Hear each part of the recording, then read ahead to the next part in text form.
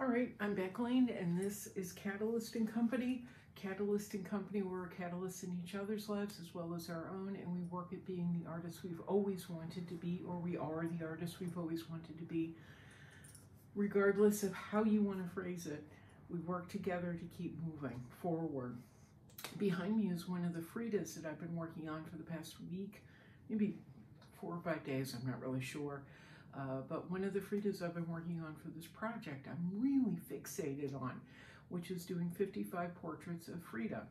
She did 55 self-portraits, and so I just got it in my head that I want to do 55 portraits of her. This is actually number 8. I have the canvases numbered. This is number 8. I have number 7, I think, sitting over there out of view, and right behind me is number 6. I'm working on them out of order.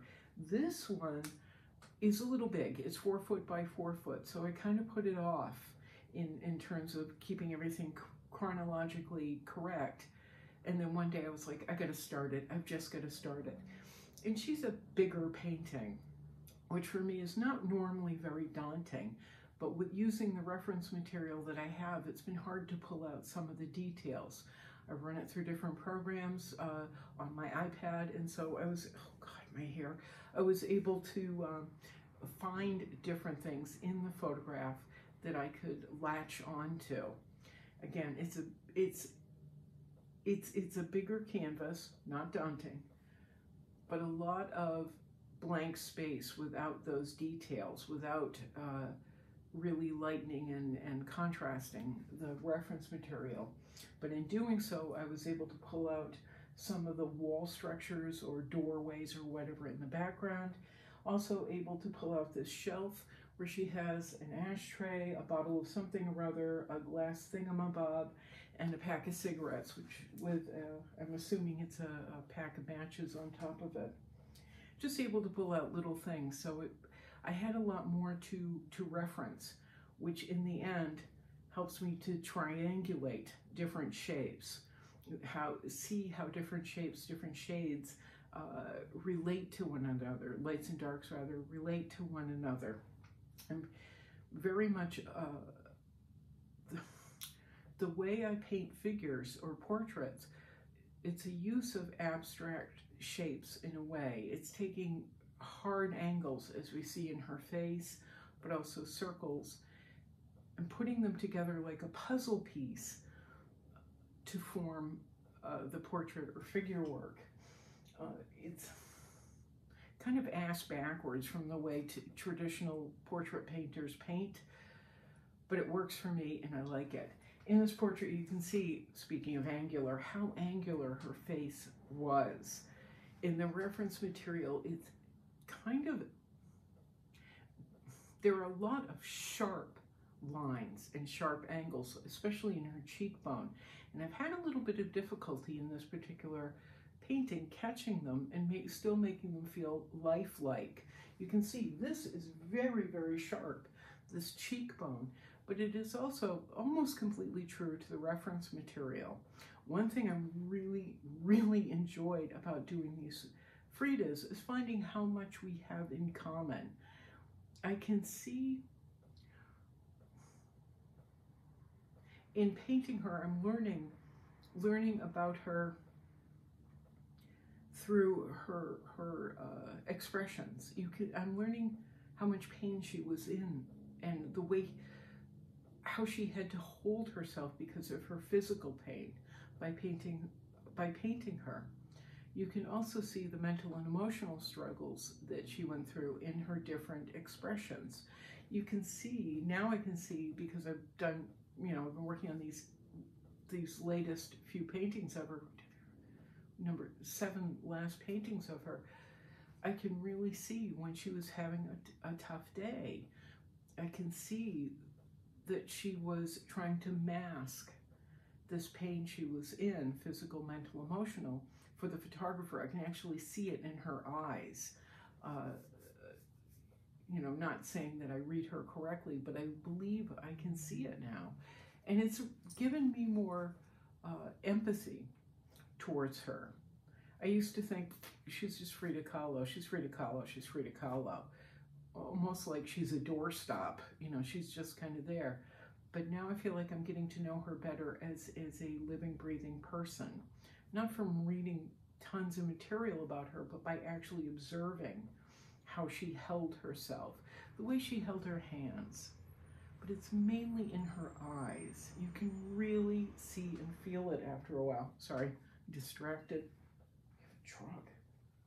I don't know why the truck is here. Anywho, another thing that I found that we had in common, besides, you know, pain, mental, emotional pain, I can also see some physical attributes that we share. I do have an angular cheek, a very sharp cheek. I also have, she has a fairly large nose, not quite as big as mine, not quite as sizable as mine, but it is still sharp and a little bit exaggerated, as well as her ears. I'm not used to seeing people, especially women, with ears as large as mine. I have Dumbo-sized ears. They're enormous, and they keep getting bigger as I get older. But I've noticed my ears and her ears are very, very similar. It's these tiny little details that make me feel more and more and more connected to her.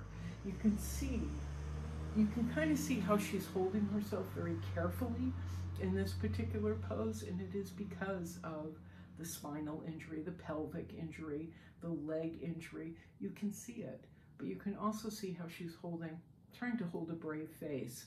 That we don't have in common. I'm like a 5-year-old. If I'm upset or hurting, everybody knows.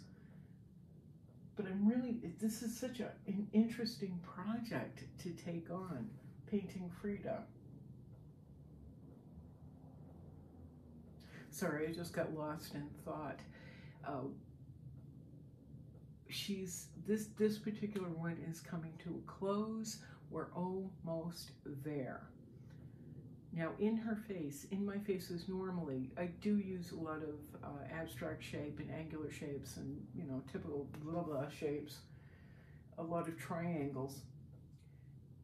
But I also soften them just a bit too, so they feel more realistic. We've got this abstract realism going on. Her face, however, is so severe.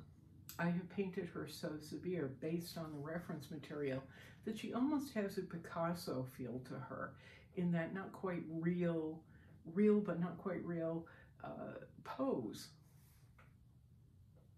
And I'm not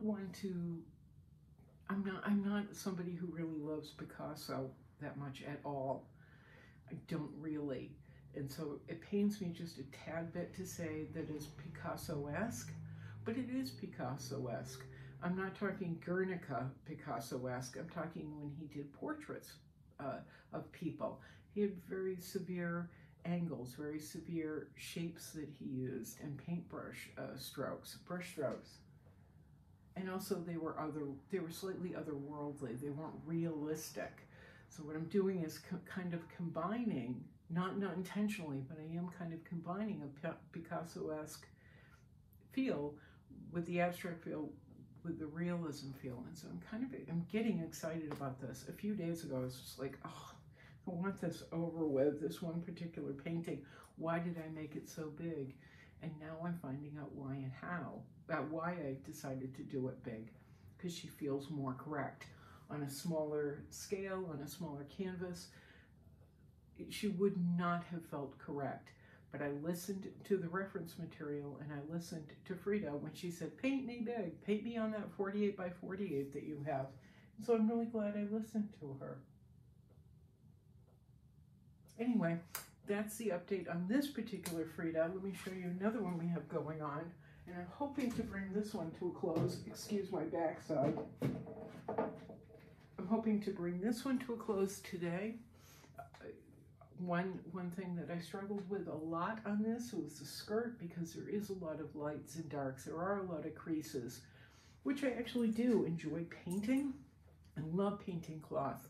But for some reason, this one took up a lot of headspace, and I got a little screwed up with it. So I turned her upside down, and painted the skirt upside down for a couple of days.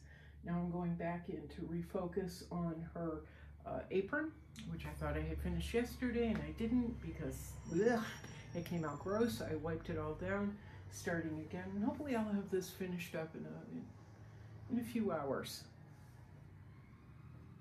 We may go back in and do some more detailing in the skirt, but I think I'm going to work on this today, set her aside, let the paint settle, and take a good look at it with fresh eyes again in a day or two, and see if there's anything else that I need to sharpen up or detail or highlight, which there always is. But on the whole, we're pretty happy. We're pretty happy. And once I finish 1, 2, 3, this other one, once I finish these 3, we will be 8 paintings of Frida into the Frida Kahlo project. Woo! I have one more canvas left that doesn't have an image painted on it yet, that's waiting to be used, and then we'll see what happens from there. Oh, by the way, I've been doing a lot on Instagram lately. Last week or 2 weeks ago maybe, I taught myself how to, I knew how to make reels on Instagram. Not particularly well, but I did know how to make reels. But I've gotten more into it, and now I'm making stories and highlights on my Instagram and watching the traffic. This is something I've talked about in the past, is really doing a lot of online work and learning how to do stories and highlights as well as the reels again on Instagram has given me new life. And now I found out, oh, I can do this on Facebook. And so I've been doing some on Facebook as well, or transferring the video reel from Instagram over to Facebook. And then I'm learning how to transfer that over to YouTube, how to make YouTube work a little bit better with shorts. Although I don't like the shorts quite so much. They get hidden in all the stuff. But there's so much out there. If you haven't looked into making stories and highlights, please try and look into it. I'm getting a lot of traffic from different highlights that I've been making, different stories I've been making on both Instagram and Facebook. It's been a lot of fun. I'm making things that primarily make me laugh, or they have a touch of irony to them, which I enjoy, a touch of absurdity, which I really enjoy. And it took me about 3 days to kind of get it down. I'm still making boo-boos like crazy. I made one reel about old abstracts that I had painted like 10 years ago or so, right around 10 years ago. And I had used a kind of a jazz abstract piece by Chandler Travis, a Cape Cod artist, as the audio. So they melded together really, really well. But this is where I goof up. When I'm adding the photographs, sometimes I'll take a screenshot. I'll take a screenshot of a painting out of a video or whatever, and then use it in a reel. But then I forget to edit the screenshot. So in this last video, you're going to see there's twice in this is a small detail, but it's one where I go, I think I've got this down, and then I don't got it down. You'll see the painting with a screenshot in the corner. It happened twice in that video, and it's happened in other videos, but the world isn't going to end, and oh well. They're fun. Making them is fun. It's a new way to engage with people who haven't found me before, and it's just helped to expand what I'm doing online. And it's kind of enjoyable. I'm finding more, as a side note, I'm finding I get more traffic on Facebook than I do on Instagram in terms of the reels and the stories and the highlights. When I do them on Facebook, I'll get hundreds and hundreds or thousands of, well, okay, close to a couple thousand views on Facebook, whereas on Instagram, it's kind of the core audience, where there's 50, 60 people, or maybe a couple hundred people will be reached. But it's something that can be used to define my brand, the paintings that I do, and myself as an artist. So it's something you might want to consider. Anyway, that's a Habs. I'm Becklane, and this is Catalyst & Company. If you'd like to help support Catalyst & Company, all the links are down below, including links to Cash App and PayPal, as well as TeePublic, where you can get images of some of my work printed on t-shirts, tote bags, mugs. Patreon, where you can supply monthly support for as little as $5 a month. And believe me, even that $5 a month has been a huge help. through Patreon. And then there's something else, but I don't remember. Anyway, all the links are down below. And if you're interested in any of the Fridas that you've seen or any of the paintings that you've seen, the links to my galleries are down below as well, including, or their contact info, including Jay Louise at Blue Egg Gallery, Mark and Andrew at Chasen Galleries, and my friend Raphael Coelho at Artfront Galleries in New Jersey. All right, that's it. All right, Carrie. Hope you're having a happy holiday. I hope everybody's enjoying their holiday week. All right. Take care. Ciao. Ciao. Meow, meow. Boink.